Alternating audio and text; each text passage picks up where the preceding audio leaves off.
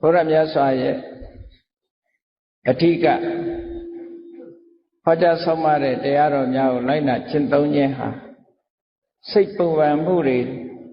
ပျောက်ကင်းအောင်ကျင့်ဆောင်ခြင်းပဲဖြစ်တယ်ပေါ့စိတ်ပူပန်မှုတွေကြောင့်မို့လို့လောကလူသားတွေဟာချမ်းသာဒုက္ခကိုမရနိုင်ပဲရှိနေကြ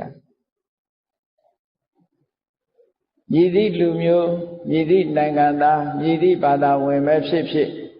စိတ်ပူပန်မှုတွေနဲ့လွှမ်းမိုးနေကြပျော်ရွှင်နေချမ်းမြေ့တယ်ဆိုတာတစ်ခါတရံတော့သာရကြပြီအလုံးဟာစိတ်ပူပန်မှုတွေရှိနေကြတယ်အဲ့ဒီစိတ်ပူပန်မှုတွေ stress လို့ခေါ်တယ်ခုခေတ်မှာဒီစကားလုံးကိုတော်အသုံးပြုပြီးတော့ပြောကြစိတ်ဖိစီးမှုတွေစိတ်ပူပန်မှုတွေလူတိုင်းမလူတိုင်းမှာရှိကြဘုရားမြတ်စွာဟောကြားတဲ့စကားတော်နဲ့ပြောမယ်ဆိုလို့ရှိရင်တောကပေါ့လူတွေမှာလူတိုင်းချမ်းသာတဲ့လူရောဆင်းရဲတဲ့လူပါကြီးသူရောငယ်သူပါ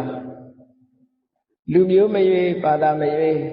တောကဆိုတဲ့တရားနဲ့ကင်းနိုင်တဲ့ပုဂ္ဂိုလ်မရှိကြတနေ့မဟုတ်တစ်ချိန်မဟုတ်တောကဆိုတာရောက်လာကြတတ်ထိုတောကဟာစိတ်ရဲ့ပူပန်မှုတရားတစ်ခုပဲဖြစ်တယ်ပေါ့တောကနဲ့အတူတကွရှင်တွဲလာတဲ့တရားကတော့ဒေါသလို့ဆိုတာဒေါသနဲ့တောကရှင်တွဲလာတတ်တာဖြစ်သောကြောင့်လူတွေရဲ့စိတ်နှလုံးငြိမ်းချမ်းမှုဟာ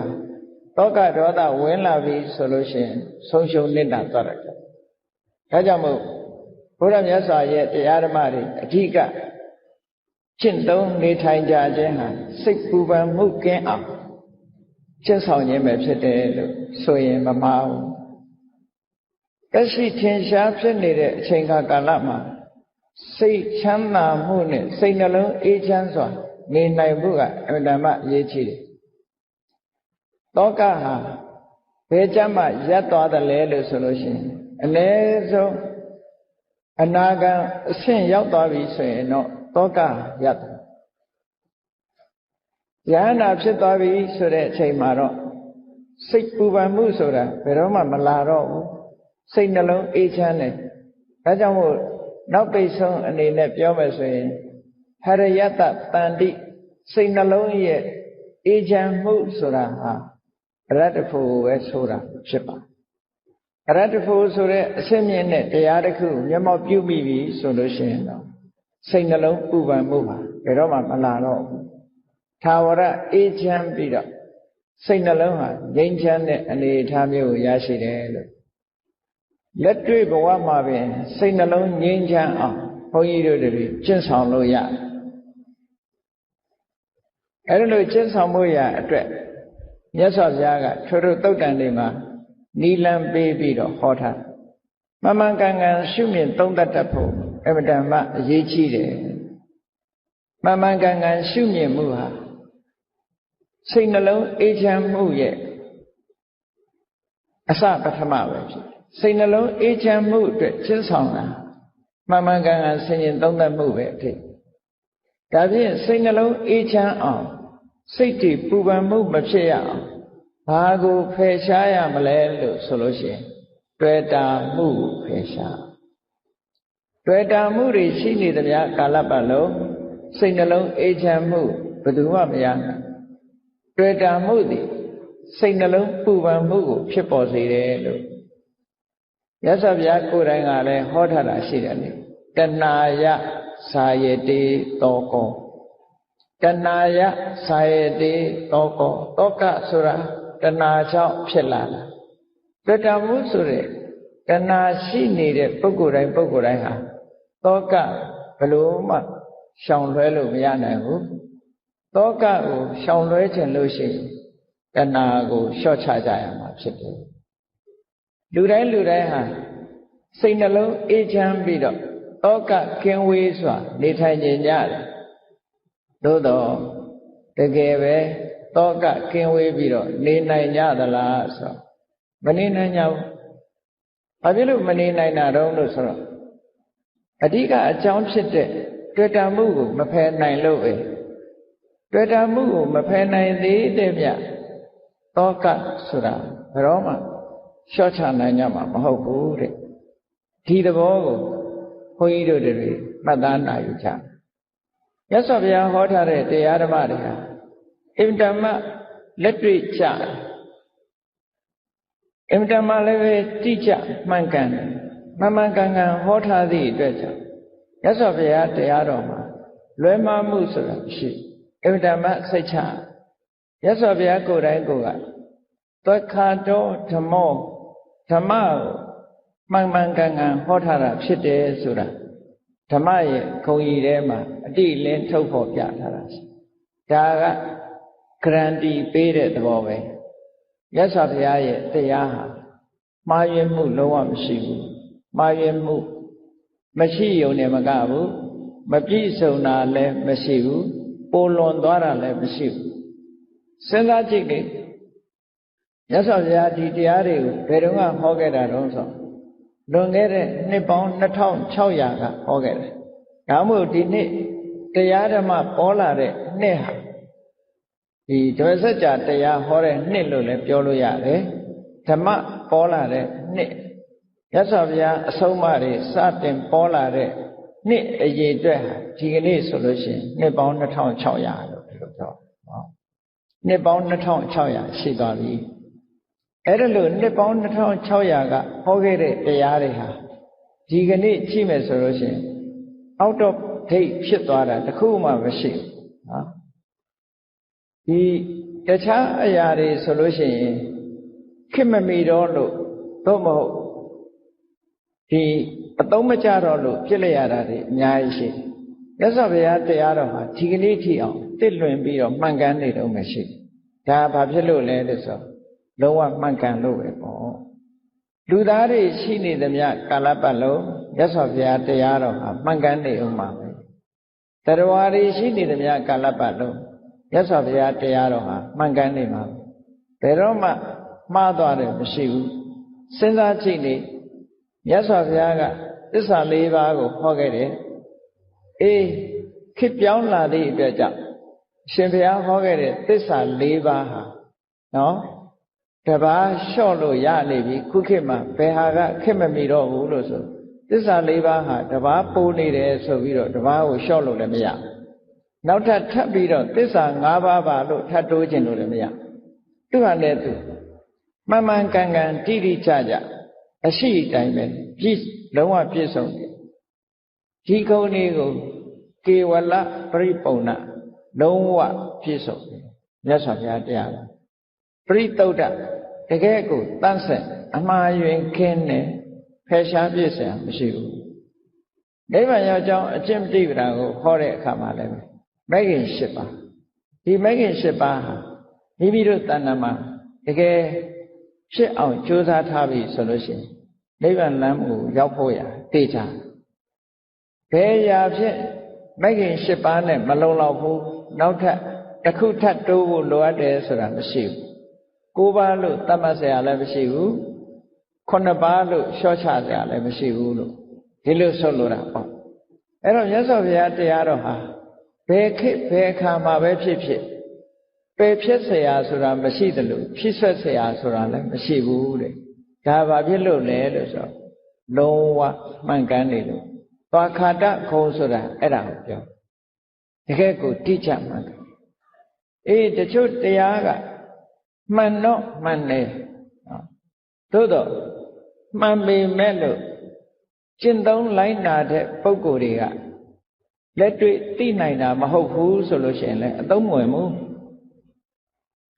ဟုတ်တော့ဟုတ်ပါရဲ့နော်မှန်မှန်ကန်ကန်ဟောတာတော့ဟုတ်ပါရဲ့ဒါပေမဲ့လက်တွေ့မပြနိုင်ဘူးဆိုလို့ရှိရင်လည်းအသုံးမဝင်ဘူးရသော်ဘုရားတရားတော်ကလက်တွေ့ပြနိုင်တယ်တဲ့တန်ဋိဋ္ဌိကောကိုယ်တိုင်မြင်နိုင်တယ်ကိုယ်တိုင်သိရှိနိုင်အခုပြောတဲ့စိတ်ပူပန်မှုကိုလျှော့ချခြင်းစိတ်ပူပန်မှုကိုမဖြစ်ရအောင်ကျင့်ဆောင်ခြင်းစိတ်ပူပန်မှုပျောက်ကင်းအောင်ကျင့်ဆောင်တကယ်ကျင့်ရင်တကယ်စိတ်ပူပန်မှုတွေပျောက်သွားအဲ့ဒီပျောက်သွားတာအကိုကဒါလက်တွေ့ကိုယ်တိုင်သိနိုင်တယ်ကိုယ်စိတ်ပူပန်နေတဲ့အခါမှာ မြတ်စွာဘုရားဟောတဲ့ဤစနစ်အတိုင်းလိုက်နာကျင့်သုံးမယ်ဆိုလို့ရှိရင်စိတ်ပူပန်မှုတွေပျောက်သွားမယ်ဒါကိုဆိုလိုတာပေါ့နော်တဏ္ဍိဋ္ဌိကောကိုယ်တိုင်သိနိုင်တယ်မြင်နိုင်တယ်ဆိုဒီအရေးချင်းရှိတခါကိုယ်တိုင်သိနိုင်တယ်မြင်နိုင်တယ်လို့ပြောတဲ့အခါမှာဘယ်လောက်ကြာအောင်စောင့်ရမှာတချို့ကိစ္စတွေကကြာအောင်စောင့်ရကိုယ်တိုင်တော့သိနိုင်ပါတယ်ဘယ်နှစ်စောင့်ရမယ်လို့နောက်ဘဝထိအောင်စောင့်ရမယ်လို့ဒီလိုဟာမျိုးတွေရှိသေးတယ်မြတ်စွာဘုရားတရားတော်ကြတော့အဲ့လိုမရှိဘူးကိုယ်တိုင်သိဖို့အခုကြိုးစားရင်အခုသိနိုင်တာဖြစ်သောကြောင့်အကာလိကောစောင့်ဆိုင်ဖို့ချိန်မလိုဘူးတဲ့အခုကြိုးစားအခုနှလုံးသွင်းအခုသိနိုင်တာဖြစ်တယ်ဒါကြောင့်မို့အကာလိကောလို့ပြောအဲ့တော့ဘုရားမြတ်စွာရဲ့တရားဓမ္မတွေရဲ့ဂုဏ်ကြီးတွေဟာဒီအတိုင်းသွားတာပဲအကုန်လုံးဒီတရားဂုဏ်တော်6ပါးလို့လူတွေကသိနေကြတဲ့အရင်မြတ်စွာဘုရားရဲ့တရားရဲ့တိကျမှန်ကန်မှုကိုဖော်ပြတယ်အေးအကာလိကောအချိန်ကာလဆိုင်းเสียမလိုပဲနဲ့လက်တွေ့ချက်ချင်းသိနိုင်တဲ့အရာလို့ဆိုတော့ကိုယ့်ရဲ့မိတ်ဆွေသင်္ဃဟတွေကိုရဲရဲဝံ့ဝံ့ဖိတ်ခေါ်ပြောပြဖို့ဖြစ်နိုင်တဲ့တရားတချို့တရားကမှန်ကန်မှုမရှိသည့်အတွက်ကြောင့်ကိုယ်တိုင်လည်းလက်တွေ့မပြနိုင်ဘူးလက်တွေ့ပြရင်လည်းအချိန်ကာလတစ်ခုကြာမှသိရမှာဆိုတဲ့အနေအထားမျိုးရောက်နေလို့ရှိရင်ဖိတ်ခေါ်ပြီးတော့ပြဖို့ဆိုတာအမှန်တမ်းခက်တယ်ပေါ့မြတ်စွာဘုရားတရားတော်ကြတော့အဲ့လိုမဟုတ်ဘူးအေဟိပတ္တိကောလာပါလက်တွေ့လှုပ်ကြည့်ပါဒီလိုပြောဆိုဖိတ်ခေါ်ပြီးတော့ပြသနိုင်တဲ့တရားမျိုးပြသထိုက်တဲ့တရားမျိုးဖြစ်တယ်အခုချင်းအခုကြိုးရတာဖြစ်သောကြောင့်ဩပနေယိကောလူတိုင်းရဲ့နှလုံးသားထဲမှာရောက်အောင်ကျင့်ဆောင်သင့်တယ်နောက်ဆုံးမှာမြတ်စွာဘုရားရဲ့တရားတော်တွေဟာအခြေခံတရားကစပြီးတော့အစစ်မြင့်တရားတွေထိအောင်ရှိတယ်အစစ်မြင့်တရားတွေရောက်တဲ့အခါကျတော့တကယ်ပညာနဲ့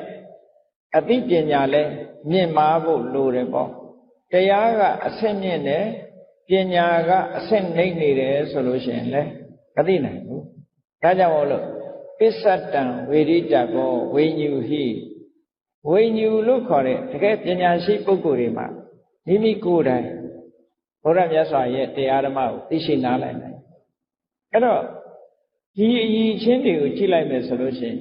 တရားအပေါ်မှာဘုန်းကြီးတို့တွေဘလောက်ယုံကြည်အားကိုးထိုက်တယ်ဆိုတာအမှန်တမ်းထင်ရှားတယ်ဒီအချက်တွေနဲ့ပြည့်စုံနေတာမှအားကိုးစရာအားကိုးယုံကြည်မှုမရှိဘူးဆိုရင်ဘယ်ဟာကိုအားကိုးမှာလဲဒီပြင်ဘာသာတွေမှာဟောတဲ့တရားတွေဆိုလို့ရှိရင်ဒါမျိုးတစ်ခုမှမပါနော်အခြေခံလူတွေလိုက်နာကျင့်သုံးရမယ့်အချက်ကလေးလောက်သာဟောပြောနိုင်ကြတာဖြစ်တယ်အဆင့်မြင့်လာတဲ့တရားအဆင့်တောင်သိအမြင့်ကြီးမဟုတ်ဘူးဘာကိုလူတွေမသိနိုင်တဲ့တရားမျိုးကြတော့ကောင်းကင်ဘုံကိုလက်ညှိုးထိုးပြီးတော့ကောင်းကင်ဘုံကသာဝရဘုရားသခင်ရဲ့အလိုတော်ဆိုတာနဲ့ပဲဒီလူတွေကအားလုံးယုံကြည်မှုနဲ့ပဲခြေနှက်သွားကြကိုယ်တိုင်လုံးနိုင်တာတခုမှမရှိဘူးဘုရားတရားတော်ကအဲ့ဒါမျိုးမဟုတ်ဘူးကောင်းကင်ဘုံကိုလက်ညှိုးထိုးပြီးပြောစရာလည်းမလိုဘူးကိုယ်တိုင်လက်တွေ့ရှင်းသုံးကိုယ်တိုင်လက်တွေ့သိနိုင်တဲ့တရားဆိုတာအင်တာမရှင်းတယ်အင်တာမရှင်းသည့်အတွက်ကြောင့်တဆင့်ခံဟောပြောရတဲ့တရားမျိုးလည်းမဟုတ်ဘူးအခြားတရားတွေဆိုလို့ရှိရင်တဆင့်ခံနေကြည့်ပဲတဆင့်ခံတွေကိုမှမီဒီယာတာတွေကနေတဆင့်သိကြနော်အောင်သွယ်တော်တွေဆက်သွယ်မှုတွေတမန်တော်တွေ prophet တွေကနေပြီးတော့မှတဆင့်သိခွင့်ရကြတာလေ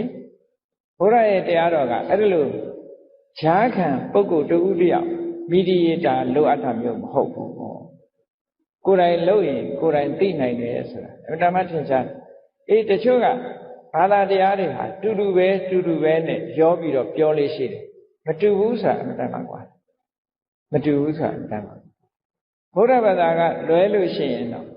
ဘာသာတရားအားလုံးကနတ်ကိုးကွယ်တဲ့ဘာသာတွေကြီးပဲနတ်ကိုးကွယ်တယ်ဆိုတဲ့ကဈာထဲမှာနတ်ကြော်ရှိတယ်နော်အဲ့တော့မြန်မာပြည်ကနတ်ကိုးကွယ်တဲ့လူတွေသိတယ်လေနတ်ကိုးကွယ်ရတယ်ဆိုတာနတ်ကိုကိုယ်တိုင်တစ်ခါမှလည်းမမြင်ရဘူးနတ်နဲ့ကိုယ်တိုင်တစ်ခါမှလည်းစကားမပြောအောင် ပြောရတာဘယ်သူနဲ့ပြောတော့ဆိုနတ်ကတော်နဲ့ပဲပြောရတာဂျားထဲမှာနတ်ကတော်နဲ့ပဲဆက်သွယ်ရအဲ့ဒီတိုင်းပဲဘာမှမထူးနော်အေးဘုရားမြတ်စွာရဲ့တရားတော်ကြတော့ဒီလိုဂျားကံပုဂ္ဂိုလ်ဆိုတာရှိတာမဟုတ်ဘူးကိုယ်တိုင်လို့ကိုယ်တိုင်သိနိုင်တဲ့တရားဆိုအင်တမခြေနှက်စရာကောင်းတယ်လို့ဒါမတူတဲ့သဘောကိုသိထားဖို့လိုအပ်တာပေါ့ကောင်းပြီစိတ်ပူပန်မှုတွေစိတ်ဖိစီးမှုတွေဆိုတာလူတိုင်းမှာမကဲနိုင်တာဖြစ်သောကြောင့်အဲ့ဒီစိတ်ပူပန်မှုတွေမဖြစ်ရလေအောင်ဘယ်လိုလုပ်မလဲအခုနိုင်ငံတကာကဒီအချက်ကိုအများကြီးစိတ်ဝင်စားနေတယ်အများကြီးစိတ်ဝင်စားလို့ဘာသာရပ်တစ်ခုတောင်မှတီထွင်ပြီးတော့ဘုရားရဲ့တရားတော်ကိုနောက်ကနေလိုက်ပြီးတော့ဘာသာရပ်တစ်ခုအနေနဲ့တက္ကသိုလ်မှာသင်ကြားတဲ့ဘာသာရပ်တစ်ခုအနေနဲ့သင်ပြနေတာတောင်ရှိတယ်သူတို့ဘာသာရပ်ကိုအတူကောင်းနာမည်ပေးထားတဲ့အခါကျတော့ MBSR လို့နာမည်ပေးထားတယ်ဆိုတော့ MBSR ဆိုတာ mindfulness based stress reduction လို့ခေါ်တယ် M ဆိုတာ mindfulness B ဆိုတာ based နော် S ဆိုတာ stress R ဆိုတာ reduction mindfulness based stress reduction ဆိုတာဘာပြောတာလဲဆိုတတိကိုအခြေခံပြီးတော့စိတ်ဖိစီးမှုစိတ်ပူပန်မှုတွေကိုလျှော့ချခြင်းလို့ဒီလိုပြောတာနော်အဲ့ဒါဟာတတိပဒံကျင့်စဉ်ကိုဖော်ထုတ်တာပဲဖြစ်တယ်ဒီကျင့်စဉ်ကဘယ်အလာတာလဲလို့ဆိုရင်ဘုရားရဲ့ဒေသနာတော်တွေတဲကလာအဲ့တော့နိုင်ငံခြားတိုင်းတစ်ပါးဘုရားဘာသာမဟုတ်တဲ့ပုဂ္ဂိုလ်တွေတောင်ဘုရားမြတ်စွာရဲ့တရားဓမ္မနဲ့ပတ်သက်ပြီးတော့လက်ခံကျင့်သုံးလာမှုတွေဒီကနေ့ရှိအဲ့ဒါတွေကိုလည်းဘုရားကိုယုံကြည်ကိုးကွယ်တဲ့ဘုရားဘာသာဝင်တွေဟာအလှူဒါနလေးလုံးယုံနဲ့တီလာလေးစောင့်တည်ယုံနဲ့ဒီလိုကျင့်납ပြီးတော့မနေကြပဲနဲ့အလှူဒါနလည်းလုပ်ရမယ်တီလာလည်းစောင့်တည်ရမယ်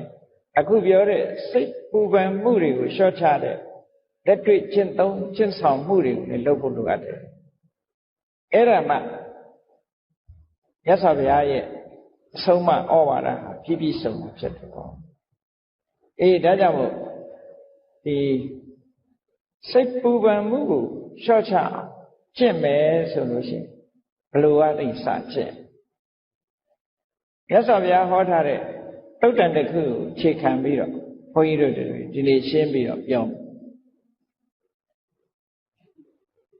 ဘယ်လိုငမ်းမဲ့လို့အရေးကြီးဆုံး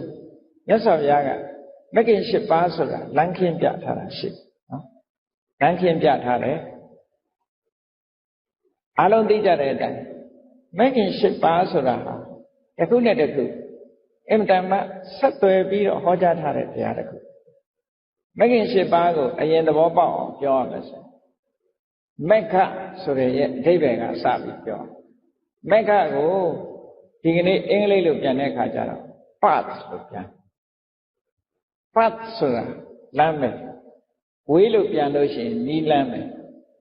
အဲ့တော့လမ်းဆိုတာဘယ်အတွက်လမ်းလဲလို့ဆိုရင်ခေါဏကစိတ်ပူပန်မှုတွေကိုလျှော့ချတဲ့လမ်းပဲစိတ်ပူပန်မှုတွေကိုမဖြစ်အောင်ကျင့်ဆောင်ရမယ်လမ်းပဲအဲ့တော့မက္ခဆိုတဲ့စကားလုံးရဲ့အဓိပ္ပာယ်ကလမ်းလို့ path လို့ဘာသာပြန်မိမဲ့လို့ဒီစကားလုံးရဲ့အဓိပ္ပာယ်အစစ်အမှန်ကိုပေါ်ထုတ်တဲ့အရာကိုလည်းပဲသိထားဖို့လိုတယ်အဲ့တော့မက္ခဆိုတဲ့ဒီစကားလုံးဟာမြန်မာလိုကြတော့မဲ့လို့ပဲဘာသာပြန်ထားတာဆိုတော့အဓိပ္ပာယ်မသိကြဘူးမက္ခကိုမက်ခင်ငါကိုမက်ခင်ဒီလိုပဲသုံးနေတာဆိုတော့ဒီစကားလုံးရဲ့အဓိပ္ပာယ်ရှင်းရှင်းလင်းလင်းမသိနိုင်အဲ့တော့မက္ခဆိုတာဘာရဲ့နာမည်လဲလို့ဆိုလို့ရှိရင်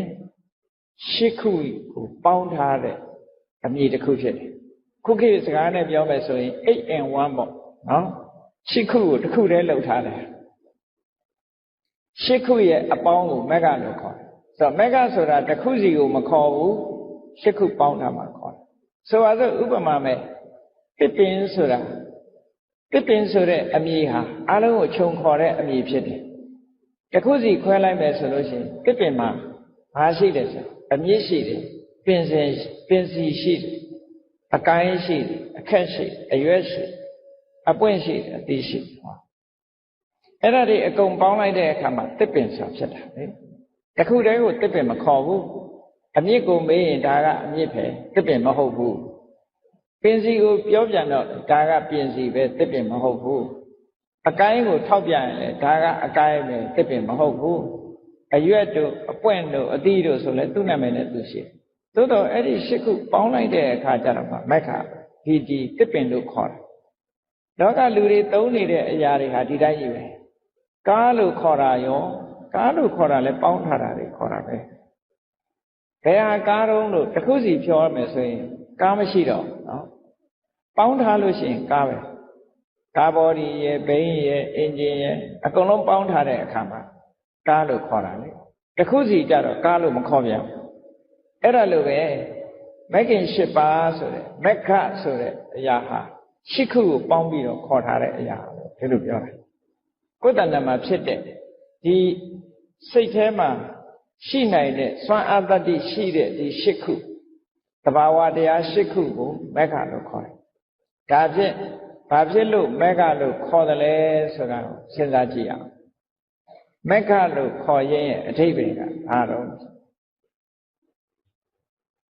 နိဗ္ဗာန်တ္ထိကေဟိမက္ခိယတိတိမက္ခောတဲ့နိဗ္ဗာန်လိုချင်တဲ့ပုဂ္ဂိုလ်တွေရှာရမယ့်အရာ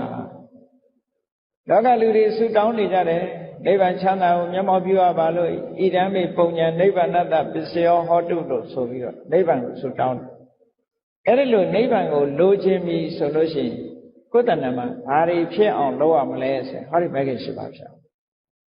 ဒါကိုပြောတာနော်နိဗ္ဗာန်လိုချင်တဲ့ပုဂ္ဂိုလ်တွေရှာရမယ့်တရားတွေတဲ့ဟောမဂ္ဂင်၈ပါးဟာဒီမက္ခလို့မဂ္ဂင်၈ပါးကိုမက္ခလို့ခေါ်တာဟာနိဗ္ဗာန်လိုချင်သူတွေရှာရမယ့်အရာဖြစ်သောကြောင့်မက္ခလို့ခေါ်တယ်ဒီလိုဆိုလို့ဒါကအခြေခံကစပြောဒါဖြင့်နိဗ္ဗာန်လိုချင်လို့မဂ္ဂင်၈ပါးကိုရှာပြီးပါပြီနိဗ္ဗာန်ကိုဘယ်သူကရှာပေးမလဲလို့ဆိုရင်နောက်ဝိချုပ်တစ်ခုကြတော့နိဗ္ဗာန်မက္ခတိခဝေတတိတိမက္ခောဟောဒီတမ္မာဒိဋ္ဌိစတဲ့တရား၈မျိုးကပဲနိဗ္ဗာန်ကိုရှာပေးမှာတဲ့ဒါကြောင့်မို့သူတို့မက္ခလို့ခေါ်တာတဲ့ဘယ်သူမှရှာပေးမှာမဟုတ်ဘူးကိုယ်တဏ္ဍာမှာဒီတရားတွေဖြစ်ပြီးဝဝရောက်လာနိဗ္ဗာန်ကိုသူတို့ကရှာပေးမှာဒါဖြင့်ရှာတယ်ဆိုတာဘယ်ပုံရှာမှာလဲလို့မေးတဲ့အခါကျတော့ကိလေသေမာရင်တော်နိဗ္ဗာန်ခိစ္စတိတိမက္ခောကိလေသာတွေကိုဖယ်ရှားပစ်ပြီးနိဗ္ဗာန်ထဲကိုပြေးဝင်သွားခြင်းအားဖြင့်နိဗ္ဗာန်ကိုရှာတယ်။သူတို့ပဲအားလုံးဆိုလိုတာကနိဗ္ဗာန်လိုချင်ဒီတရားရှိခုကိုယ်တဏ္ဍာမှာဖြစ်အောင်ကြီးထွားလာအောင်လို့ဒီလိုဆိုလိုတာပေါ့။ဒါကြောင့်မို့လို့ဒီမဂ္ဂင်၈ပါးဆိုတာဘုရားဘာသာဝင်တွေအားလုံးသိတယ်။သို့တော့ဆက်ဆက်နေတာကိုသိချစဉ်းစားကြည့်နိဗ္ဗာန်ကိုလိုချင်ပြီဆိုရင်အစဆုံးဘာလို့လဲလို့ဆိုရင်တမ္မာဒိဋ္ဌိအမှန်မြင်ဖို့လိုတယ်။သမကံကမြင်ရမယ်။ခုနကကြည့်လေစိတ်ပူပန်မှုတွေကိုလျှော့ချဖို့စိတ်ပူပန်မှုဆိုတာရှိသလားမရှိဘူးလားရှိတယ်ဆိုရင်စိတ်ပူပန်မှုကိုမြင်တာကအမှန်မြင်တာပဲသူ့တဘာဝကိုမြင်လာပြီးတဲ့အခါမှာဘယ်လိုလျှော့ချရသို့မဟုတ်ဘယ်လိုမဖြစ်အောင်ကျင့်ရမလဲဆိုကျင့်ဖို့ကျင့်နည်းကိုလည်းမြင်အဲ့တော့စိတ်ပူပန်မှုကင်းတဲ့နေရာကိုမြင်တယ်စိတ်ပူပန်မှုကိုလျှော့ချတဲ့နည်းကိုသိတယ်ဆိုတာသစ္စာနဲ့ပြောမယ်ဆိုလို့ရှိရင်និရောဓနဲ့និရောဓဂမိနိပฏิပဒါနော်និရောဓသစ္စာနဲ့និရောဓဂမိနိပฏิပဒါသစ္စာဒီတစ်ခုပြောတာပဲအဲ့တော့စိတ်ပူပန်မှုလို့ဆိုလိုက်တာနဲ့ပဲစိတ်နဲ့ပူပန်မှုနဲ့နော်စိတ်ပူပန်မှုဆိုတာဒုက္ခလားဒုက္ခလားလို့ဆိုရင်ဒုက္ခအဲ့တော့ဒုက္ခဆိုတော့နံပါတ်1သစ္စာကိုပြောတာအဲ့ဒီနံပါတ်1သစ္စာဒုက္ခကိုပြောတော့ဒီဒုက္ခကိုဘယ်သူကနေထုတ်လုပ်တာတော့ဆိုတော့တွေ့တာမှုကထုတ်လုပ်နေတာလို့ဆိုစိတ်ပူပန်မှုတွေဆိုတဲ့ဟာဒုက္ခထိုစိတ်ပူပန်မှုတွေကိုဖြစ်စေနေတာကတွေ့တာမှုပဲအဲ့တော့စိတ်ပူပန်မှုကိုလျှော့ချခြင်းတွေ့တာမှုကိုဖယ်ရမယ်ဒီလိုကျင့်ဆောင်မှုတွေကိုမြင်တာကိုတမ္မာဒိဋ္ဌိလို့ခေါ်တယ် ဒါတမာဒိဋ္ဌိအခြေခံအားဖြင့်ဒါတမာဒိဋ္ဌိအမှန်မြင်တယ်လို့ပြောအဲ့ဒီအမှန်မြင်မှုဒီကိုယ်တဏ္ဍမှာပထမဖြစ်အောင်လုပ်အဲ့ဒီလိုအမှန်မြင်မှုအတွက်ဘာလို့တမ္မာသင်္ကပ္ပမြတ်စွာဘုရားတစ်ခုနဲ့တစ်ခုဆက်သွယ်ထားဖို့ပြောပြအမှန်မြင်မှုအတွက်အမှန်စဉ်းစားတတ်ဖို့မစဉ်းစားလို့ရှိရင်မမြင်ဘူးဒါကြောင့်မှန်မှန်ကန်ကန်စဉ်းစားမှုဆိုတဲ့တမ္မာသင်္ကပ္ပသည်မှန်မှန်ကန်ကန်မြင်ခြင်းလို့ဆိုတဲ့တမ္မာဒိဋ္ဌိရဲ့အကြောင်းဖြစ်လာဒါကြောင့်တမ္မာဒိဋ္ဌိပြီးတော့တမ္မာသင်္ကပ္ပလို့ဟောတာဟုတ်ပြီမှန်မှန်ကန်ကန်စဉ်းစားတယ်ဆိုတာဖြစ်လာတဲ့အခါလူတွေကဘာလုပ်လို့ရှိတော့ဆိုစကားပြောရင်အရင်တွေးတယ်စဉ်းစားတယ်စဉ်းစားပြီးတော့မှစကားပြောတာဖြစ်သောကြောင့်တမ္မာသင်္ကပ္ပပြီးတဲ့အခါမှာတမ္မာဝါစာမြတ်စွာဘုရားအကြောင်းမဲ့သူစင်ញအားဆင်တာမဟုတ်ဘူးတစ်ခုနဲ့တစ်ခုဆက်သွယ်ထားတာနော်နမဆင်တာဟာကိုစင်ញတယ်လို့အမတ်တမဲ့ဆင်လိုက်တာမျိုးမဟုတ်ဘူးဒိဋ္ဌိရှိရှိဆင်ထားတယ်လို့ဆိုလို့တယ်နော်လုပ်ငန်းသဘောအရစီစဉ်ထားတာလူတွေဟာစကားပြောတော့မယ်ဆိုရင်စဉ်းစားပြီးမှပြောတာတွေးပြီးမှပြောတာဒါကြောင့်မို့တမ္မာသင်္ကပ္ပဆိုတဲ့တွေးတောဆင်ញင်မှုရဲ့နောက်မှာတမ္မာဝါစာဆိုတာထားနောက်တစ်ခါတမ္မာဝါစာပြီးတော့ဘယ်သူလာတော့ဆိုတမ္မာကမ္မန္တဘာဖြစ်လို့တမ္မာဝါစာနဲ့တမ္မာကမ္မန္တရှေ့နောက်ထားရတယ်လဲဆိုရင်အလုံးလုံးပြီးဆိုရင်လူတွေကပြောတယ်ပြောပြီးမှလုပ်ကြဟောဘာလုပ်မယ်ပြောကြဟောလုပ်မယ်လို့ပြောပြီးတဲ့အခါမှာလုပ်တာဖြစ်တော့ကြောင့်တမ္မာဝါစာပြီးမှတမ္မာကမ္မန္တလို့လားအဲ့တော့အပြောနဲ့အလုပ်မှန်ကန်သွားပြီဆိုလို့ရှိရင်လူတွေရဲ့နေ့စဉ်စာဝတ်နေရေးဆိုတဲ့နိလန်းတွေဟာလည်းပဲမှန်ကန်သွားတာဖြစ်တော့ကြောင့်တမ္မာဝါစာတမ္မာကမ္မန္တတို့ရဲ့နောက်မှာတမ္မာအာဇီဝဘဝမှာဇတ္တိနေဖို့အတွက်ဟောဒီသုံးခုလားအဲ့တော့တမ္မာအာဇီဝဆိုတာလားတမ္မာဝါစာတမ္မာကမ္မန္တတမ္မာအာဇီဝဆိုတဲ့ဒီသုံးခုဟာကုချင်းတရားပဲနဲ့ပတ်သက်တယ်ကုချင်းတရားနဲ့သက်ဆိုင်ကောင်းပြီတမ္မာအာဇီဝလို့ဆိုတဲ့မှန်မှန်ကန်ကန်အသက်မွေးမှုဖြစ်ဖို့ရာအတွက်ဘာလုပ်ဖို့လိုအပ်လဲလို့ဆိုရင်မှန်မှန်ကန်ကန်ကြိုးစားမှုဆိုတာဝိရိယဆိုတာလိုအပ်တယ်ပြင်းနေတဲ့ပုဂ္ဂိုလ်မှာမဖြစ်ဘူးဒါကြောင့်မို့ကြိုးစားအထောက်မှုလိုအပ်သည့်အတွက်ကြောင့်တမ္မာဝါယာမကြိုးစားပြီဆိုလို့ရှိရင်တတိထားဖို့လိုအပ်လို့တမ္မာတတိတတိထားလာပြီဆိုတဲ့အချိန်မှာစိတ်ကလေးတည်ငြိမ်အောင်ပါလုပ်ဖို့လိုတယ်ဆိုတော့တမ္မာသမာဓိအဲ့ဒီတမ္မာသမာဓိရှိပြီဆိုမှတမ္မာဒိဋ္ဌိတဲ့အမှန်မြင်တယ်ဆိုတာလာပြန်တယ်ဟောဒီရှိခုနဲ့တင်လုံလောက်သွားဗုဒ္ဓဘာသာရဲ့ကျင့်စဉ်တစ်ခုဟာဒီရှိခုနဲ့လုံလောက်ဘယ်တရားပဲဟောမြတ်စွာဘုရားဟာမစ္စည်းမပฏิပဒါလို့ခေါ်တဲ့ဒီမဂ္ဂင်၈ပါးဒီစွမ်းရည်တတ္တိပြည့်ဝတယ်လူတွေရဲ့စိတ်ထဲမှာဖြစ်တဲ့ဒီတဘာဝတရား၈ခုကိုပဲဟောတကယ်တဲ့နှစ်ပေါင်း2600ကတပည့်ဆက်ကြာဟောတဲ့ညတပည့်ဆက်ကြာတရားဟောတဲ့အခါမှာလည်းဒါပထမဆုံးထုတ်ဟောတယ်နော်မစ္စည်းမပฏิပဒါဒီမစ္စည်းမပฏิပဒါဆိုတဲ့မဂ္ဂင်၈ပါးစက္ခုကရဏီညာနာကရဏီအမြင်ကိုဖြစ်ပေါ်စေနိုင်အတိညာကိုဖြစ်ပေါ်စေဒါဘယ်လောက်ခြေနှက်ဆရာကောင်းလဲဆိုဒီမဂ္ဂင်၈ပါးကိုယ်တဏ္ဍမှာဖြစ်လာပြီဆိုလို့ရှိရင်စက္ခုကရဏီဓမ္မနဲ့ပတ်သက်တဲ့မျက်လုံးတွေအမြင်မျက်စိတွေရှိတာညာနာကရဏီအတိညာတွေတိုးတက်လာ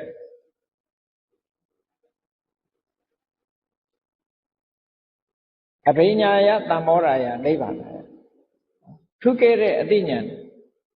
ထူးကဲတဲ့အမြင်တွေထူးကဲတဲ့အတိညာနောက်ဆုံးမှအငြိမ့်တတ်တယ်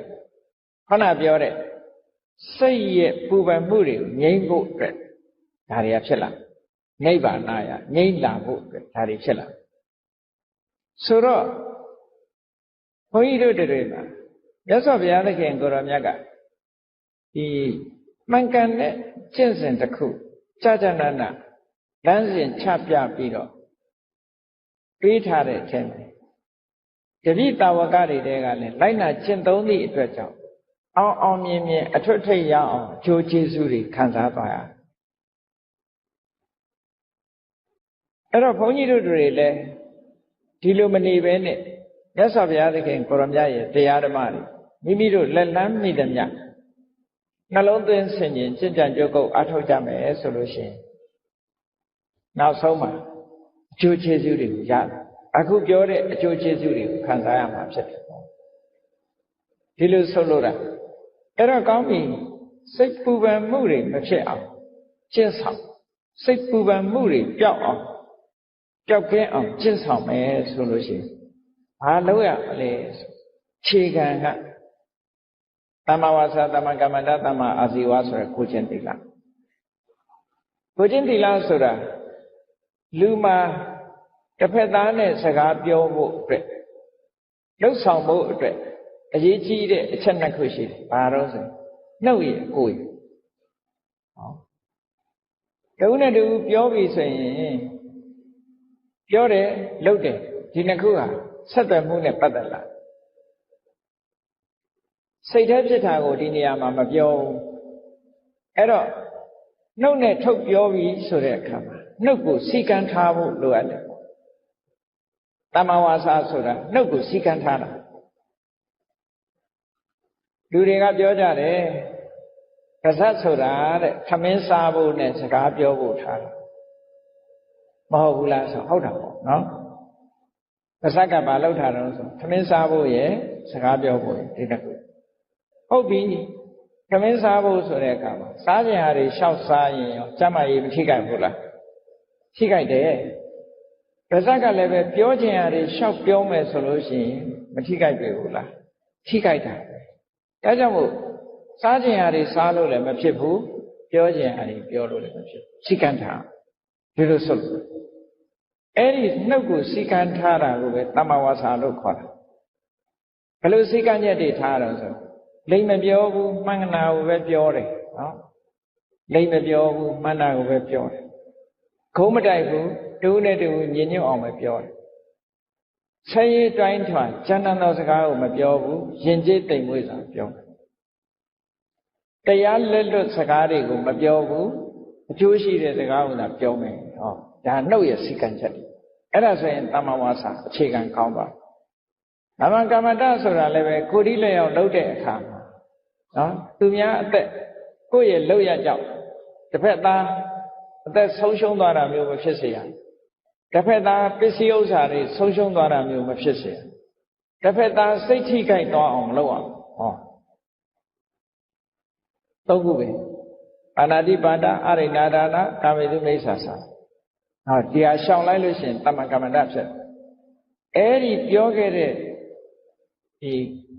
ဝစီဒုစရိုက်၄မျိုးကာယဒုစရိုက်၃မျိုးပေါင်းလိုက်တော့9ခုအဲ့ဒီ9ခုနဲ့အသက်မွေးဝမ်းကြောင်းမလုပ်ဘူးဆိုလို့ရှိရင်တမ္မာအာစီဝဒါလို့ဆိုလို့နော်အဲ့ဒါဟာမဂ္ဂင်၈ပါးဖြစ်အဲမှာအခြေခံ၃ခုရပါဒါစတင်လုပ်တဲ့အခါနံပါတ်1သီလဝိသုဒ္ဓိနှုတ်ကိုစီကံထားတယ်ကိုယ်ကိုစီကံထားတယ်နှုတ်စီကံကိုယ်စီကံတိုင်းနေ့စဉ်အသက်မွေးမှုအတွက်ဆောင်ရွက်တယ်ဟောဒါဆိုလို့ရှိရင်သီလဝိသုဒ္ဓိတမ္မာအားဖြင့်လုံခြုံသွားပြီယဟန်တန်ဃာတွေကြတော့ဘုန်းကြီးတွေယဟန်တွေကြတော့ကြီးတဲ့ပို့ကြီးတဲ့ပို့သွားလူ့ကြောင့်နေအနေနဲ့ကဒီလောက်ဆိုလုံလောက်သွားနော်လုံလောက်သွားဒါကိုချင်းသီလပေါ်မှာခြေခံလိုက်ဘယ်ရာပဲလှုပ်ကိုယ့်ရဲ့အခြေခံဆိုတာရှိရတစ်ခုခုပေါ်မှာယက်တိပြီးတော့မှလုပ်လို့ရသီလအလုံးအတွက်အခြေခံတစ်ခုပဲပေါ့မဂ္ဂင်၈ပါးကိုကျင့်မယ်ဆိုလို့ရှိရင်သီလအခြေခံအခြေခံဖြစ်တဲ့သီလကိုအရင်စောင့်ထိထားအဲကြောင့်မို့စိတ်ရဲ့ပူပန်မှုတွေကိုတကယ်ပြောက်အောင်လုပ်တော့မယ်ဆိုလို့ရှိရင်ကိုချင်းသီလကစဒါတကယ်ပြောက်အောင်လုပ်တက္ကနာအတွင်တတ်တာအောင်လုပ်တဲ့နည်းတွေခုခေတ်ပြောတာလို့ဆေးမီးတို့ပေါ့နော်ဆေးမီးတို့နဲ့ကုချင်တယ်ဆိုလို့ရှိရင်ရသော်ဗျာဟောတဲ့တရားကိုနှလုံးသွင်းရုံအမှန်နှလုံးသွင်းဆင်ခြင်ရုံနဲ့တော့တည်ငါအေးချမ်းသွားနိုင်ရသော်ဗျာတရားတော်ဟာစနစ်တကျအခုတွေးအခုပြောက်ဆိုပါစို့တောကဖြစ်နေတယ် ဒီစုံတစ်ခုဆုံးရှုံးသွားလို့တောကဖြစ်တယ်ဆွေတဲ့မျိုးတွေကနော်မိမိတို့ခင်မင်ရတဲ့ပုဂ္ဂိုလ်တူဒုက္ခရောက်လို့ဆုံးမသွားလို့တောကရောက်ရတယ်ဆိုတဲ့အခါမှန်မှန်ကန်ကန်တွေးလိုက်လေဆုံးရှုံးရလေခြင်းလို့စဉ်းစားနေမယ်ဆိုရင်တောကပိုးလာအော်အရာခတ်သိမ်းဟာတက်ရှိတက်မဲ့ဘယ်အရာမှမမြဲဘူးအလုံးဟာဒီနေ့ကိုသိဆုံးကြရတာပဲဘဝဆိုတာကံပေးသမျှနေရတာဒုက္ခနဲ့သူပဲလို့တွေးကြည့်လိုက်ပါအခုတွေးအခုတက်တာပါအဲ့ဒါလို့မတွေးလို့ရှိရင်မတက်တာဒါစိတ်ပူပန်မှုကိုချွတ်ချတဲ့နေ့တစ်ခုပဲကိုယ်မှာတန်ဖိုးရှိတဲ့ပစ္စည်းတစ်ခုပျောက်သွားတယ်ဖြစ်ရလေခြင်းလို့စိတ်ထဲမှာယူကျုံမရဖြစ်နေလို့ရှင်တောကတွေစိတ်ပူပန်မှုတွေများလာအဲ့ဒါလို့မတွေးပဲနဲ့ဟိုဘဝဆိုတာဒီပစ္စည်းကိုငါပိုင်နေဆိုတာတခဏပစ္စည်းသင်္ခါရလူသင်္ခါရငါကရင်လည်းပစ္စည်းဆွန့်လိုက်ရတာပဲပစ္စည်းကတော့လည်းငါ့ကိုဆွန့်သွားတာပဲဘယ်အရာမှမမြဲဘူးလို့မြတ်စွာဘုရားဟောထားတာပဲမမြဲတဲ့နောက်မှာတောကဖြစ်နေလို့အပူပဲလို့စဉ်းစားလိုက်တာနဲ့ဟောပူပန်မှုကပျောက်တယ်မြတ်စွာဘုရားကိုယ်တိုင်ကလည်းပဲဒီနည်းကိုဟောတာဘုရားသုံးတဲ့စကားလုံးနဲ့ပြောရမယ်ဆိုရင်ယံကိစီဘူတံသင်္ခတံဘာလောကဓမ္မတံဝတ္တမာပလုဇီတိနေတံဌာနံဝိသတိမြတ်စွာဘုရားဟောအကြောင်းတရားတွေကစုပေါင်းပြီးတော့ဖန်တီးထားတဲ့အရာတစ်ခုမပြတ်ရအောင်မပြောက်ရအောင်ဘယ်သူတတ်နိုင်ပါလဲတဲ့ဘယ်သူမှမတတ်နိုင်မဖြစ်နိုင်ဘူးကံကုဋ္ဌထလဘဒီအခြေအနေမျိုးကိုငါမှဘာလုပ်နိုင်ပါလဲဘာတတ်နိုင်ပါဗမာတွေလည်းပြောတယ်ရှိတယ်ဗမာလိုကံကုဋ္ဌထလဘဆိုဘာတတ်နိုင်ပါလဲနော်မတတ်နိုင်မတတ်နိုင်တာကိုမတတ်နိုင်တဲ့သဘောကိုဆင်ញင်စဉ်းစားလိုက်ရင်တောကရော့သွားတာဒီလိုဆိုလိုတာပေါ့နော်ဒါကတည်င်းကအားဖြင့်ပြည့်ငြိမ်းမှုအတွက်ဆိုင်ရာအကြောင်းလေးတစ်ခုနဲ့ဖြည့်ရှင်းတဲ့ဤစနစ်ကိုပြောခုနထာဝရဖြည့်ရှင်းခြင်းပြီဆိုရင်တော့သီလကစပြီးတဲ့အခါမှာသီလဝိတ္တုဖြစ်ပြီးစိတ်ဒီကိုချင်းတရားကောင်းလာပြီဆိုဒီကိုချင်းတရားကောင်းတာဟာဘာအတွက်လဲလို့ဆိုရင်သီလဝိတ္တုဒီစိတ်တဝိတ္တုဖြစ်ဖို့အတွက်ပဲသီလဝိတ္တုမှမရှိဘဲနဲ့စိတ်တဝိတ္တုဖြစ်ဖို့ဆိုတာအခြေအနေမပေးဘူးသီလရဲ့အခြေအနေကိုကြည့်လိုက်ကိုယ်တိုင်ကိုချင်းသီလနဲ့ပြည့်ဝတဲ့ပုဂ္ဂိုလ်ကိုသီလကိုဆင်ញင်ကြည့်လိုက်တဲ့အခါဘာဖြစ်စိတ်ထဲမှာနှလုံးမသားမယာမဖြစ်ဘူးကြည်နူးတယ်စိတ်ထဲမှာဝမ်းသာအဝိပတိတာရစိတ်ဆင်းရဲတာမဖြစ်ဘူးငါးပါးသီလလုံလို့ငါးပါးသီလလုံတယ်လို့တွေးလိုက်တာနဲ့စိတ်ဆင်းရဲမှုဆိုတာမဖြစ်ဘူးစိတ်နှလုံးဟာကြည်သာနေတယ်အဲ့ဒီစိတ်နှလုံးကြည်သာမှုသည်ပါမောက္ခဝမ်းမြောက်ဖို့ပဲဝမ်းမြောက်မှုဖြစ်စေပါမောက္ခဝမ်းမြောက်မှုကပီတိလို့ဆိုတဲ့နှစ်သက်ကျေနပ်မှုကိုဖြစ်စေပီတိဆိုတဲ့နှစ်သက်ကျေနပ်မှုကပတ္တတိလို့ခေါ်တဲ့ကိုယ်စိတ်ငြိမ်းချမ်းမှုကိုဖြစ်စေပတ္တတိဆိုတဲ့ကိုယ်စိတ်ငြိမ်းချမ်းမှုသည်ဒုက္ခလို့ခေါ်တဲ့ချမ်းသာကိုဖြစ်စေဒုက္ခလို့ဆိုတဲ့ကိုယ်ချမ်းသာမှုစိတ်ချမ်းသာမှုရလာလို့ရှိရင်စိတ်တည်ငြိမ်မှုလို့ဆိုတဲ့တမာရီကိုဖြစ်စေတယ်။ဟောစိတ်တဝိတ္တုဆိုတာတမာရီကိုပြောတာ။စိတ်ကလေးငြိမ်လာတယ်ဆိုတဲ့ပုဂ္ဂိုလ်တယောက်ဟာချမ်းသာမှာမချမ်းသာဘူးဆိုစိတ်မငြိမ်ဘူးလေ။မကောင်းမှုဒုစရိုက်တွေလှုပ်ထားတဲ့ပုဂ္ဂိုလ်တယောက်ဟာပူပန်နေရတဲ့အတွက်ကြောင့်ခုနပြောတာတွေဆုံးရှုံးတယ်။ပြန်တွေးလိုက်တိုင်းစိတ်မချမ်းသာဖြစ်တယ်။စိတ်မချမ်းသာဖြစ်တဲ့အတွက်ကြောင့်ဝမ်းမြောက်မှုဆိုတာကင်းမဲ့တယ်။ဝမ်းမြောက်မှုမရှိလို့ပီတိဆိုတာမလာဘူးပီတိမလာလို့ပတ္တတိဆိုတဲ့ငြိမ်းချမ်းမှုတွေမဖြစ်ဘူးငြိမ်းချမ်းမှုမဖြစ်သည့်အတွက်ကြောင့်ဒုက္ခကိုချမ်းသာမှုစိတ်ချမ်းသာမှုမရှိဘူးစိတ်မှမချမ်းသာတဲ့ပုဂ္ဂိုလ်တရားဟာစိတ်တည်ငြိမ်မှုဆိုတဲ့တမာတိဘယ်မှာဖြစ်မလဲဒီအိဗယ်ပြောဒါကြောင့်မို့လို့သီလဒီထက်ဆက်သွယ်သွားပဋိစ္စသမုပ္ပါဒ်လို့ပဲသူကလည်းဆက်သွယ်မှုတွေရှိတယ်လို့ဒီလိုပြောတာနော်ဆက်သွယ်နေ ဒါကြောင့်မို့လို့မဂ္ဂင်၈ပါးထဲမှာသမ္မာဝါစာသမ္မာကမ္မန္တသမ္မာအာဇီဝဆိုတဲ့ကိုချင်းသီလဘယ်ကိုဥတည်သွားတာတော့ဆိုတမာတိကိုဥတည်သွားတမာတိရသွားပြီဆိုလို့ရှိရင်စိတ်တဝိတ္တုဆိုတာဖြစ်လာတယ်ပေါ့စိတ်ကလေးစင်ကြယ်တယ်လို့ပြောတာဟာစိတ်တည်ငြိမ်မှုကိုပြောတာစိတ်တဝိတ္တုဆိုတာတမာတိကိုပြောတာတဲ့ကဲတမာတိကဘယ်နှမျိုးရှိတုံးလို့ဆိုရင်စာပေကျမ်းကအများစုမှာပြောလို့ရှိရင်တမာတိကို2မျိုးပဲပြောတယ်ဥပ္ပစာရတမာတိနဲ့အပ္ပနာတမာတိအပ္ပနာတမာတိဆိုတာအတူချုပ်ပြောရလို့ရှိရင်စံတရားရထားတဲ့အခါမှာအာယုန်နဲ့ကိုစိတ်ကိုနှိမ့်မြုပ်ထားနိုင်တဲ့တမာတိမျိုးဖြစ်လို့အပ္ပနာတမာတိသန္နတမာတိလက်စိတ်ဖို့စိတ်ရလာလို့ရှိရင်လည်းပဲအာယုန်နိဗ္ဗာန်ဆိုတဲ့အာယုန်ထဲမှာစိတ်ဟာမြုပ်သွားလို့နှိမ့်မြုပ်ထားလို့အပ္ပနာတမာတိလို့ခေါ်တယ်အဲ့ဒီသံတို့မဖို့တို့တဲ့အနိကမှာရှိတဲ့တမာတိမျိုးကြတော့ဥပ္ပစာရတမာတိလို့ခေါ်တယ်အဲ့ဒီတမာတိ2မျိုးလုံးကိုစိတ်တဝိတ္တုလို့ဒီလိုပြောတာဒါကဝိပဿနာကျင့်စဉ်နဲ့မဆိုင်ဘဲနဲ့အောင်မြင်တဲ့အဓိပ္ပာယ်နဲ့ပြောတဲ့စကားလုံးဥပ္ပစာရတမာတိအပ္ပနာတမာတိ2မျိုးသည်စိတ်တဝိတ္တုအဲ့ဒီထဲမှာနောက်ထပ်ဖြည့်မယ်ဆိုလို့ရှိရင်ဘာဖြစ်ရမလို့ဆိုခဏိကတမာတိလို့ခေါ်တယ်ခဏိကတမာတိဆိုတာဝိပဿနာနဲ့ပတ်သက်လာတဲ့ဖြစ်ပေါ်လာတဲ့တမာတိတရားကိုအနိစ္စလက္ခဏာကိုဖြစ်ခိုက်ကလေးကိုရှုပြီးတော့ရှုတဲ့အခိုက်ကလေးမှာတည်ငြိမ်သွားတဲ့တမာတိချုပ်ခိုက်ကလေးမှာရှုတဲ့အခိုက်လေးမှာတည်ငြိမ်သွားတဲ့တမာတိဖြစ်တိုင်းဖြစ်တိုင်းချုပ်တိုင်းချုပ်တိုင်းရှုနိုင်သွားပြီဆိုလို့ရှိရင်ဖြစ်ခိုက်ကလေးမှာဖြစ်လိုက်တယ်ချုပ်ခိုက်ကလေးမှာဖြစ်လိုက်တယ်ဖြစ်တိုင်းဖြစ်တိုင်းချုပ်တိုင်းချုပ်တိုင်းဒီတမာတိလေးကစင်စစ်မပြတ်ဖြစ်သွားပြီဆိုလို့ရှိရင်ဒါခဏိကတမာတိလို့ခေါ်ခဏကလေးတစ်ခါတည်းဖြစ်တဲ့တမာတိကိုခဏိကတမာတိခေါ်တာမဟုတ်ဘူးနော်အင်အားရှိလာတယ်ဆိုစင်စစ်မပြတ်မမြဲတဲ့သဘောတွေကိုဆင်ញင်စဉ်းစားတဲ့အခါမှာဖြစ်ခိုက်ကလေးကိုလည်းသိဖို့အတွက်စိတ်ကလေးဟာငြိမ်သွားတယ်ချုပ်ခိုက်ကလေးဆိုတဲ့အာယုံလေးပေါ်မှာလည်းစိတ်ကလေးကငြိမ်သွားတယ်ဖြစ်ခိုက်ချုပ်ခိုက်တိမ့်တန်းကြရေထိအောင်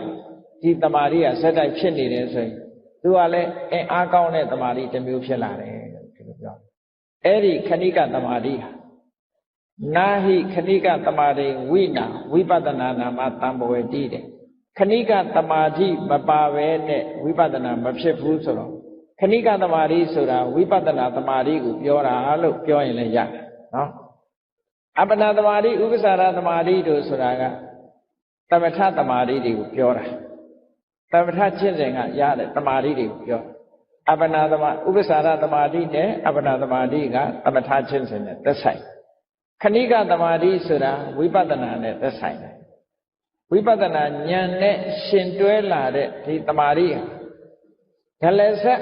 ရှုမှတ်နိုင်လာပြီဆိုတဲ့အခါမှာသူကအင်အားတွေကောင်းလာစင်စစ်မပြတ်ဖြစ်ဟောစင်စစ်မပြတ်ဖြစ်သို့တော့ဖြစ်ခိုက်ကလေးတွေမှာဖြစ်တာဖြစ်တော့ကြောင့်အားလုံးစုလိုက်တဲ့အခါစင်စစ်မပြတ်ဖြစ်နေတာဖြစ်တော့ကြောင့်အင်အားရှိတဲ့တမာတိတစ်မျိုးဖြစ်လာအဲ့ဒီခဏိကတမာတိမပါဘဲနဲ့ဝိပဿနာမဖြစ်ဘူးတဲ့ဝိပဿနာဖြစ်နေရင်လည်းပဲခဏိကတမာတိနဲ့သွားနေတာလို့ဒီလိုမှအဲ့တော့ခဏိကတမာတိရရင်လည်းစိတ်တဝိတ္တုဖြစ်တယ်လို့ဒီလိုဆိုလိုတာပေါ့အဲ့တော့သီလဝိတ္တုစိတ်တဝိတ္တုဒီတစ်ခုရလာပြီဆိုတဲ့အခါကျတော့မှကိုယ့်ကိုဆင်ញင်သုံးသပ်ရအောင်ကိုယ်ခန္ဓာကိုယ်ကြီးကိုဆင်ញင်သုံးသပ်တယ်ဒီအဆင့်ကိုရောက်မှာနော်ကိုယ်ခန္ဓာကိုယ်ကြီးကိုကြည့်လိုက်မယ်ဆိုလို့ရှိရင်လူတိုင်းကိုယ့်ကိုကြည့်လိုက်ကြည့်တဲ့အခါရုပ်ခန္ဓာကိုယ်ကြီးရှိတယ်မဟာဘုတ်၄ပါးနဲ့တည်ဆောက်ထားတဲ့ရုပ်ခန္ဓာကိုယ်မဟာဘုတ်၄ပါးနဲ့တည်ဆောက်ထားတဲ့ရုပ်ခန္ဓာကိုယ်ကြီးမဟာဘုတ်၄ပါးဆိုတာသဘာဝကိုပြောမယ်ဆိုလို့ရှိရင်နော်ပထဝီဆိုတာမာသဘောပြောသဘောလို့သဘာဝနဲ့ပြောကြတယ်ဒီဆိုအာဘောဆိုတာယူစည်းတဲ့သဘောဖွဲ့စည်းတဲ့သဘောသဘာဝနဲ့ပြောရင်ဒီဇောဆိုတာပူတဲ့သဘောအေးတဲ့သဘော ဝါယောဆိုတာလှုပ်ရှားတဲ့သဘောတွန်းကန်တဲ့သဘောလို့ဒါကသဘာဝနဲ့ပြောတာတခါတရံကြတော့အရှိနဲ့ပြောလို့လည်းရမြတ်စွာဘုရားထိုသုတ်တန်နေမှာဟောတဲ့အခါကျဒီခန္ဓာကိုယ်ကြီးဟာမဟာဘုတ်၄ပါးနဲ့တည်ဆောက်ထားတယ်လို့ဆိုတဲ့စကားအရာအရှိနဲ့ပြောလို့ရှိရင်ကိုယ့်ကိုစဉ်းစားကြည့်ကိုယ်ခန္ဓာကိုယ်မှာဘာတွေရှိတုံးဆိုအယိုးတွေရှိတယ်နော်အယိုးတွေနဲ့တည်ဆောက်ထားတာမှန်တယ်ခန္ဓာကိုယ်ရဲ့ဒီစကယ်တန်ကြီးပေါ့ brain ကြီးကအယိုးတွေကြီးပဲပေါ့ဥခေါင်းကနေစပြီးတော့ခြေပြားထိချိအယိုးအားလုံးမြင်မှုလိုက်မယ်အယိုးစုကြီးတွေနော်ကိုယ့်ကိုယ်လည်းအဲ့ဒါကြည့်ပေးပေါ့အယိုးစုကြီးအဲ့ဒီလိုအတုံးအခဲတွေအဲ့ဒီအယိုးစုကြီးပေါ်မှာအသားတွေကြွက်သားတွေနော်ဒီနှလုံးတို့ကြောက်ကတ်တို့အသေးတို့ဥသိဥမတို့ဆိုတဲ့ဒီအတုံးအခဲတွေဒါတွေကတစုဒါတွေကိုပထဝီလို့ခေါ်တာပဲဓာတ်ကြီးလေးပါးနဲ့တိဆောက်တာနောက်ဒီထဲမှာအရည်တွေရှိတယ်ဟုတ်လားမျက်ရည်ရှိတယ်သွေးတွေရှိတယ်ဟောအရည်သဘောတွေဒါကိုအာဘောလို့ခေါ်တာပဲ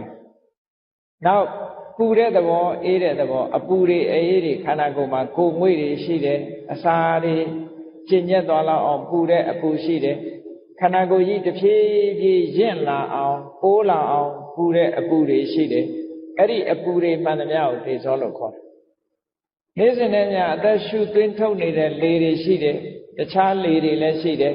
အဲ့ဒီခန္ဓာကိုယ်ထဲမှာရှိတဲ့လေတွေအားလုံးဝါယောလို့ခေါ်တယ်ပေါင်းလိုက်တဲ့အခါကျမြတ်စွာဘုရားကသာတုမဟာဘူတိကောအယံကာယောတဲ့ဒီခန္ဓာကိုယ်ကြီးဟာဓာတ်ကြီးလေးပါးနဲ့တိဆောက်ထားတာလို့ဆိုတာဒါပြောတာကိုယ့်ကိုဆင်ញင်စဉ်းစားကြည့်လို့ရှိရင်အဲ့ဒီခန္ဓာကိုယ်ကြီးဟာဓာတ်ကြီးလေးပါးနဲ့တိဆောက်ထားတယ်ဒီဓာတ်ကြီးလေးပါးနဲ့တိဆောက်ထားတဲ့ခန္ဓာကိုယ်ကြီးကိုတာမန်ပုထုဇဉ်ပုဂ္ဂိုလ်တွေအနေနဲ့ကြည့်လိုက်မယ်ဆိုရင်တာမန်အနေနဲ့ကလည်းကြည့်မိခင်ရဲ့ဝမ်းထဲမှာကလလရေကြီးဆိုတာလေးကစအမှန်တမ်းသိငယ်တဲ့အဆက်အပြောက်ကလေးတဲမှာသတိတီးပြီးတော့စကလလရေကြီးကနေပြီးတော့နော်အမြုပ်ကနေပြီးတော့သားတစ်ကနေပြီးတော့အမအခုလုံးပြီးတော့မှခက်မှ၅ပြားဆိုတာတဖြည်းဖြည်းပုံတရံပေါ်လာဆိုလိုတာကခန္ဓာကိုယ်ကြီးဖြစ်ပေါ်နေတာကိုလည်းပဲလူတွေသိကြတယ်ဆရာဝန်တွေဆိုရင်တော့ပိုသိတာပေါ့နော်လက်တွေ့သင်ကြားနေရတဲ့အခါမှာပိုသိတာမန်ပုဂ္ဂိုလ်တွေလည်းပဲအမှတ်တမဲ့နေရင်သာမသိတာပါလူရဲ့ခန္ဓာကိုယ်ကြီးဟာရုပ်ခန္ဓာကိုယ်ကြီးကကြည့်သေးသေးလေးကနေပြီးတော့တဖြည်းဖြည်းကြီးလာတဖြည်းဖြည်းကြီးလာစတင်ဖြစ်လာတာကိုအာစယလို့ခေါ်တယ်အာစယအပစယပါစယဆက်လက်ပြီးတော့ဖြစ်နေမွေးဖွားလာတဲ့နောက်ကြလဲကြည့်မွေးလာတော့ကသေးသေးလေးခမင်းမုံငါတေးစာတွေစားပြီးတော့ကြီးလာလိုက်တာဟောဒါယုတ်ခန္ဓာကိုယ်ကြီးရဲ့သဘောနောက်ဆုံးကြတော့ဘာဖြစ်လဲဆိုဒီယုတ်ခန္ဓာကိုယ်ကြီးသေလို့ရေပြုတ်ပလိုက်ရတယ်မိတကြိုလိုက်ရတယ်ဟောဒါလည်းတွေ့ကြတယ်အဲ့တော့တာမန်ပုထုဇဉ်ပုဂ္ဂိုလ်တွေအနေနဲ့ဒီယုတ်ပိုင်းဆိုင်ရာကြီးရဲ့ဖြစ်လာတာကိုလည်းပဲမြင်လို့ရတယ်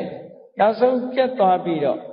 ရေမြုပ်တင်းညိုလိုက်ရလို့ပျက်စီးသွားတဲ့အနေအထားမျိုးတွေလည်းမြင်နေရတော့ဒီယုတ်ခန္ဓာကိုယ်ကြီးကိုမမြဲဘူးလို့ပြောဖို့ရအမှန်တမ်းလွယ်ဒီယုတ်ခန္ဓာကိုယ်ကြီးပေါ်မှာတွေ့တာမှုတွေနော်ကိပြတ်ဖို့ဆိုတာဖြစ်နိုင်အမှန်တမ်းမစင်စားမဆင်ခြင်ရင်သာလူတွေကတကယ်စဉ်းစားဆင်ခြင်ကြည့်မယ်ဆိုတော့ဖြစ်လာတာလည်းသိရတယ်ပျက်စီးသွားတာလည်းမြင်နေရတယ်မျက်စိနဲ့တည်းပဲမြင်နိုင်တာဖြစ်သောကြောင့်ဒီယုတ်ခန္ဓာကိုယ်ကြီးရဲ့မမြဲမှုသဘောတွေဟာဓမ္မထင်ရှားတယ်ဒီလိုဆိုလို့တာနော်ဒီအတုတဝါတုတ်တံမှာမြတ်စွာဘုရားဒီလိုဟောတယ်ဒီယုတ်ခန္ဓာကိုယ်ကြီးပေါ်မှာညှိငွေ့လာကြတဖြည်းဖြည်းနဲ့ကြီးလာပြီးတဖြည်းဖြည်းနဲ့အိုသွားတယ်နော်တဖြည်းဖြည်းနဲ့အိုသွားပြီးနောက်ဆုံးမှသေဆုံးသွားတယ်ပြစ်လိုက်ရတယ်ဟောဒါတွေကိုကြည့်ပြီးဒီယုတ်ခန္ဓာကိုယ်ကြီးပေါ်မှာညှိငွေ့ဖို့တွေ့တာမှုတွေကင်းပြတ်ဖို့ဖြစ်ဖို့လွယ်တယ်ဒါဖြင့်ဖြစ်ဖို့ခက်နေတာကဘာတော့လို့ဆိုလို့ရှိရင် အသိစိတ်ကလေးပေါ်မှာကြတော့လူတွေကဖြစ်တာပြက်တာကိုမမြင်နိုင်ကြဘူးမမြင်နိုင်သည့်အတွက်ကြောင့်အသိစိတ်ကလေးနဲ့ပတ်သက်လာတဲ့အခါကျတော့တွေ့တာမှုတွေအလွန်ကြီးတယ်မငြင်းငွေ့နိုင်ကြဟုတ်တယ်လူတွေကရုပ်ပေါ်တာငြင်းငွေ့တာစိတ်ပေါ်ကြတော့မငြင်းငွေ့မငြင်းငွေ့လို့ရေပုံရအပြင်ပြောမယ်ဆိုလို့ရှိရင်လူတွေမှာသေသွားလို့ရှိရင်ဒီဝိညာဉ်ကောင်လေးအသိစိတ်လေးတို့ဟာမျိုးဝိညာဉ်ကောင်လေးဟာဒီခန္ဓာကိုယ်ထဲကထွက်သွားပြီးတော့နောက်ဘဝဝင်စားတယ်လို့တောင်ယူဆကြတယ်လေသာဝရမြဲတဲ့အရာလို့ဒီလိုထင်ကြတာဒါအများထင်တာကိုမြတ်စွာဘုရားပြောအဲ့ဒီစိတ်လေးပေါ်မှာညှင်းငွေ့တာကိုမညှင်းငွေ့နိုင်ကြဘူးတဲ့တတ္တဝါတွေဟာတွေ့တာမှုတွေအားကြီးကြတယ်လူတွေကကိုယ်စိတ်ကိုပြောကြတယ်ငါစိတ်နော်ဒီလိုတွေ့တာမှုတွေအားကြီးပြီးတော့စိတ်လေးကအိုသွားတာလည်းမရှိဘူးနော်စိတ်လေးမှာကျုပ်တရမရှိသည့်အတွက်ကြောင့်ခေါင်းဖြူတာလည်းမတွေ့ရသွားကျိုးတာလည်းမရှိဘူးဒါကြောင့်လို့စိတ်ကလေးပေါ်မှာမငြင်းငွေ့ကြဘူးသို့တော့ဒီနှစ်ခုကိုရှင်ကြည့်လိုက်ရုပ်ခန္ဓာကိုယ်နဲ့စိတ်နဲ့ဒီနှစ်ခုကိုရှင်ကြည့်လိုက်မယ်ဆိုရင်ဘယ်သူကကြာကြာရှိတုံးဆိုတော့ရုပ်ခန္ဓာကြီးကကြာကြာရှိတယ်ကြည့်လေလူတွေဟာမွေးဖွားလာပြီးတဲ့အခါမှာတချို့ကအသက်80 90 100ထိအောင်နေလို့ရသူ့ကိုနှစ်ပေါင်းများကြီးတွေ့နေရရုပ်ခန္ဓာကိုယ်ကြီးကရှိနေရုပ်ခန္ဓာကိုယ်ကြီးကရှိနေသည့်အတွက်ကြောင့်ဒီစိတ်ကလေးကြတော့အဲ့ဒါတော့ရှိတာမဟုတ်ဘူးစိတ်ဆိုတာအခုဖြစ်ရင်အခုပြတ်သွားတယ်အခုဖြစ်ပြီးတော့အခုပြတ်သွားအဲ့တော့မြတ်စွာဘုရားကပြောတယ်ရုပ်ခန္ဓာကိုယ်ကြီးပေါ်မှာတွေ့တာရင်တွေ့တာမယ်ဆိုရင်တော်သေးတယ်တဲ့ဘာဖြစ်လို့တော့ဆိုတော့ရုပ်ခန္ဓာကိုယ်ကြီးက10နှစ်အနှစ်20အနှစ်30အနှစ်40အနှစ်50 60 100တွေ့နေရတယ်စိတ်ကလေးကြတော့အဲ့ဒါလောက်တောင်တွေ့တာမဟုတ်ဘူးတဲ့အခုဖြစ်ပြီးအခုပြတ်သွားနေ့အခါမှာဖြစ်တဲ့စိတ်ကညပါမလားဘူးညဖြစ်တဲ့စိတ်ကနေပါမလားနော်ဘာနဲ့ဥပမာတူတော့ဆိုရင်စိတ်ဟာမြောက်နဲ့အလားတရံတူတယ်မြောက်ဆိုတဲ့ကောင်ကတစ်ပင်ပေါ်မှာရောက်လို့ရှိရင်အငြိမ်မနေဘူးဒီတစ်ကိုင်းလှမ်းကိုင်းလိုက်ဟိုတစ်ကိုင်းဆွဲလိုက်ဒီတစ်ကိုင်းလွတ်လိုက်နဲ့တစ်ကိုင်းတစ်ခုလွတ်လိုက်နောက်တစ်ကိုင်းတစ်ခုဆွဲကိုင်းလိုက်နဲ့ဒီလိုတနေ့ကုန်ရောက်ရခတ်နေတဲ့သရဝါတကောင်အဲ့ဒါမျိုးလိုပဲစိတ်ဟာလည်းပဲဒီတိုင်းပဲတဲ့ဒီအာယုံတစ်ခုကိုလှမ်းကိုင်းလိုက်နောက်အာယုံတစ်ခုကိုပြောင်းလိုက်ဒီအာယုံတစ်ခုကိုလွတ်လိုက်နောက်အာယုံတစ်ခုကိုပြောင်းလိုက်နဲ့မြင်တဲ့အာယုံနောက်လိုက်လိုက်ကြားတဲ့အာယုံနောက်လိုက်လိုက်အနံ့ရတဲ့အာယုံနောက်လိုက်လိုက်အရသာအာယုံနောက်လိုက်လိုက်နဲ့စိတ်တွေအမျိုးမျိုးပြောင်းလဲပြီးတော့အခုတစ်မျိုးအခုတစ်မျိုးဖြစ်နေတဲ့စိတ်တွေတဲ့အဲ့ဒီသဘောကိုကြည့်မယ်ဆိုလို့ရှိရင်စိတ်ဟာဘယ်လိုမှဒီရှားရှည်တဲ့အရာမဟုတ်သည့်အတွက်ကြောင့်စိတ်ကိုငါရဲ့အတ္တသာဝရလို့မဆွဲလန်းနိုင်ဘူးတဲ့ဒီအချက်ကိုကြည့်မယ်ဆိုလို့ရှိရင်လုံးဝကိုဆွဲလန်းနိုင်တဲ့အရာမဟုတ်ဘူးလို့ဒီလိုဆင်ញင်သုံးသပ်မှုကိုပြောတာအဲ့ဒါလို့ရှင်းရှင်းလင်းလင်းကြီးမြင်လာအောင်မြတ်စွာဘုရားကဘာကိုနှလုံးသွင်းရမလဲစိတ်နဲ့ယုံနဲ့ကွဲကွဲပြားပြားသိလာပြီးတဲ့နောက်မှာအကြောင်းတရားတွေကိုဆင်ញင်သုံးသပ်ပေးဖို့ပဋိစ္စသမုပ္ပါဒ်ကိုမြတ်စွာဘုရားဆင်ញင်သုံးသပ်ပါတဲ့ဒါကဝိပဿနာကျင့်စဉ်တစ်ခုကိုကျင့်တဲ့အခါမှာသီလဝိသုဒ္ဓိစိတ်တဝိသုဒ္ဓိပြီးတဲ့အခါမှာယုံနဲ့နံကွဲတာကနာမရူပပရိစ္ဆေဒဒိဋ္ဌိဝိသုဒ္ဓိလို့ခေါ်တယ်ဒိဋ္ဌိဝိသုဒ္ဓိပြီးတဲ့အခါအကြောင်းတရားအကျိုးတရားကိုဆင်ញင်နိုင်တဲ့အကြောင်းတရားတွေကိုသိနိုင်တဲ့ပစ္စယပရိက္ခအဲ့ဒီဉာဏ်ရလာမှကင်္ခာဝိကရဏဝိသုဒ္ဓိလို့ဆိုတဲ့တန်တရားတွေကိုကင်းရှင်းသွားစေနိုင်တဲ့စင်ကြယ်မှုမျိုးရလာနိုင်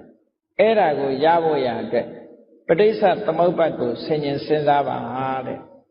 ကဲပဋိစ္စသမုပ္ပါဒ်ကိုဆင်ញင်စဉ်းစားတယ်ဆိုပဋိစ္စသမုပ္ပါဒ်ဆိုတာခက်တယ်တပည့်တော်တို့ဆင်ញင်စဉ်းစားဖို့အမှန်တမ်းခက်တယ်ဆိုလို့ရှိရင်ပဋိစ္စသမုပ္ပါဒ်ကိုအလွယ်တကူသဘောပေါက်နိုင်တဲ့နည်းလေးနဲ့မြတ်စွာဘုရားဟောထားတာရှိတယ်